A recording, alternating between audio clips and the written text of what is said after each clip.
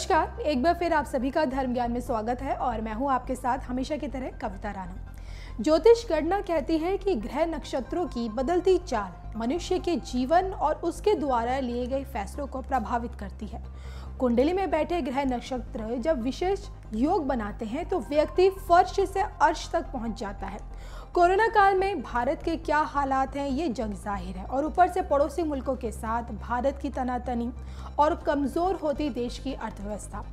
इन हालातों में वाराणसी से ज्योतिषाचार्य पवन त्रिपाठी जी ने विशेष तौर पर पीएम मोदी की कुंडली का विश्लेषण किया और उन्होंने ये बताया कि पीएम मोदी की कुंडली में चंद्रमा नीच भंग राजयोग करके बैठा है और चंद्रमा की महादशा में सूर्य की दशा चल रही है।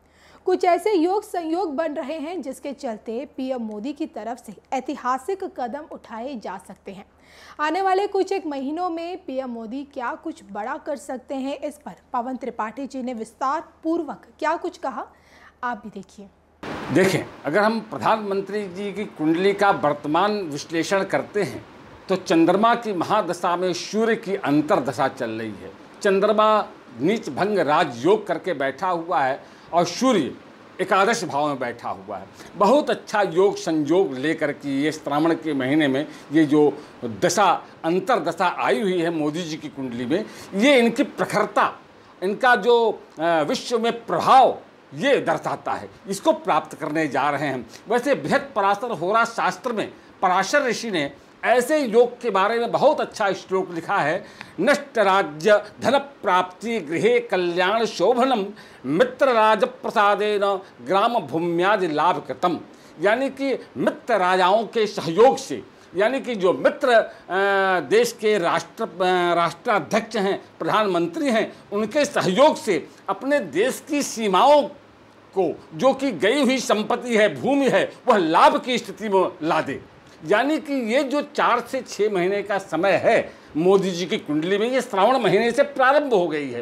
ये देश की सीमाओं को लेकर के जो गलतफहमी है अपने मित्र पड़ोसी राष्ट्रों के साथ, उनसे हमारी शत्रुता बढ़ रही है, इसका समाधान मोदी जी के अन्यान्य मित्र राष्ट्र मिल करके इस पर ये भारी योग लेकर के आए हुए हैं और ये लाभ की स्थिति में होगा।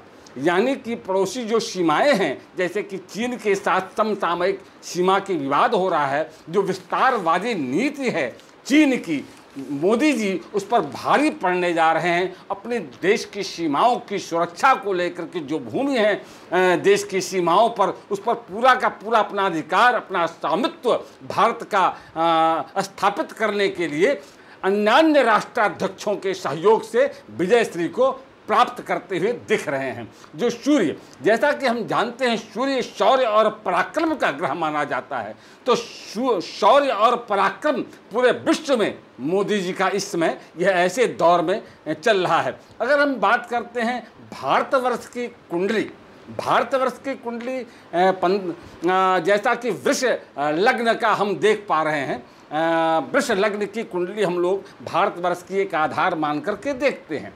तो वृष लग्न में हम देख रहे हैं वृष मिथुन कर्क, यानी कि हम ये कह सकते हैं कि चंद्रमा और ये मंगल और सूर्य की जो स्थिति है वृष लग्न में, यानी कि सूर्य जो है वो पराक्रम स्थान में होगा और एकादश स्थान में मंगल होगा। तिकड़े एकादश राहु तिकड़े, यानी जो क्रूरक ग्रह हैं वह एकादश भाव में अच्छा फल देते हैं। यानी कि मंगल एकादश भाव में और तृतीय भाव में सूर्य, ये दोनों ग्रह शौर्य और पराक्रम के हैं। तो निश्चित रूप से ये जो श्रावण का महीना है, यह देश की सीमाओं को सुरक्षित करने का, अपनी प्रभुता संप्रभुता सिद्ध करने का भारत को एक योग और संयोग लेकर के आया हुआ है।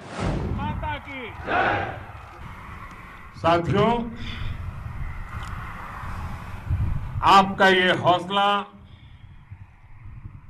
आपका शौर्य और मां भारती के मान सम्मान की रक्षा के लिए आपका समर्पण अतुलनीय है। आपकी जीवटता भी दुनिया में किसी से भी कम नहीं है। जिन कठिन परिस्थितियों में, जिस ऊंचाई पर आप मां भारती की ढाल बन करके उसकी रक्षा करते हैं, उसकी सेवा करते हैं, उसका मुकाबला पूरे विश्व में कोई नहीं कर सकता है। आपका साहस उस ऊंचाई से भी ऊंचा है जहां आप तैनात हैं। आपका निश्चय उस घाटी से भी सख्त है जिसको रोज आप अपने कदमों से नापते हैं। आपकी भुजाएं उन चट्टानों जैसी मजबूत है जो आपके इर्द गिर्द खड़ी है। आपकी इच्छा शक्ति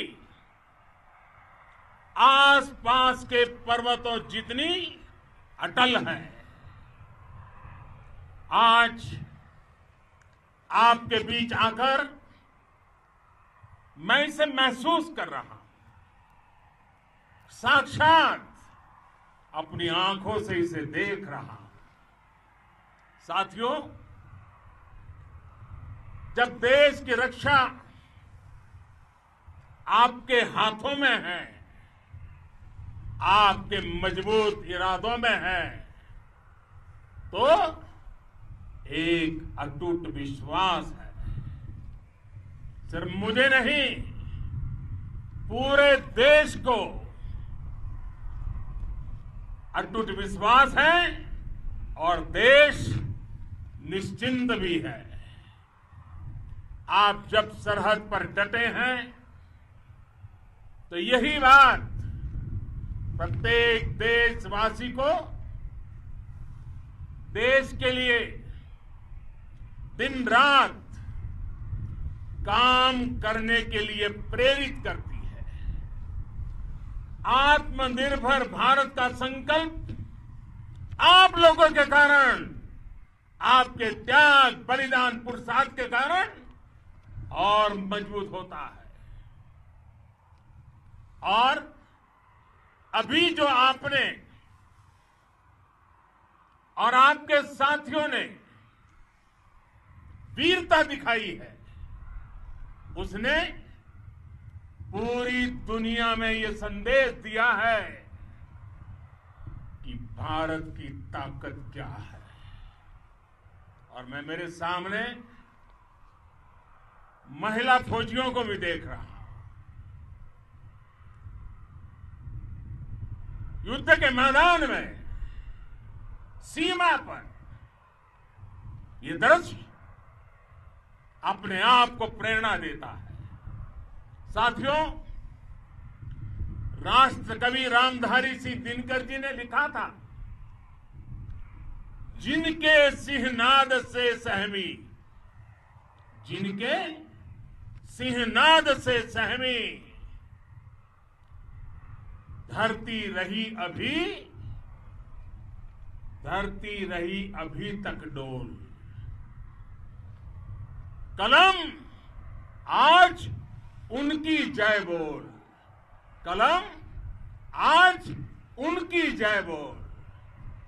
तो मैं आज अपनी वाणी से आपकी जय बोलता हूं, आपका अभिनंदन करता हूं। मैं गलवान घाटी में शहीद हुए अपने वीर जवानों को भी पुनः श्रद्धांजलि अर्पित करता हूं। इनमें पूरब से, पश्चिम से, उत्तर से, दक्षिण से, देश के हर कोने के वीर अपना शौर्य दिखाते थे। उनके पराक्रम उनके सिंहनाद से धरती